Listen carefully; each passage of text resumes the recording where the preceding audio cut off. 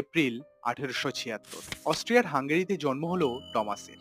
মাত্র 6 বছর বয়স থেকে বাবার কাছে চামড়ার কাজ শিখতে শুরু করে সে। মাত্র 12 বছর বয়সে জুতো তৈরিতে পারদর্শী হয়ে ওঠে সে। কিন্তু টমাসের চোখে ছিল এক অন্য স্বপ্ন। তাই তো 18 বছর বয়সী টমাস তার দাদা অ্যান্টনিন ও দিদি অ্যানাকে বুঝিয়ে $320 জোগাড় করে 1894-তে তৈরি করে ফেলেন এক জুতোর কোম্পানি। 10 জন কর্মীকে নিয়ে তৈরি এই ছোট্ট জুতোর কোম্পানিটি মাত্র 1 বছরে ডুবে যেতে শুরু করে। চামড়া আর অন্যান্য কাঁচা মাল কেনার জন্য অর্থের অভাব দেখা দেয়। কিন্তু টমাস হাল ছাড়ার পাত্র নয়। খুব স্বল্প খরচে তিনি ক্যানভাসের কাপড় দিয়ে তৈরি করলেন প্রথম ক্যানভাসের জুতো, যা বাজারে আসতেই সুপারহিট। খুব কম দিনে ঘুরে দাঁড়ালো টমাসের কোম্পানি।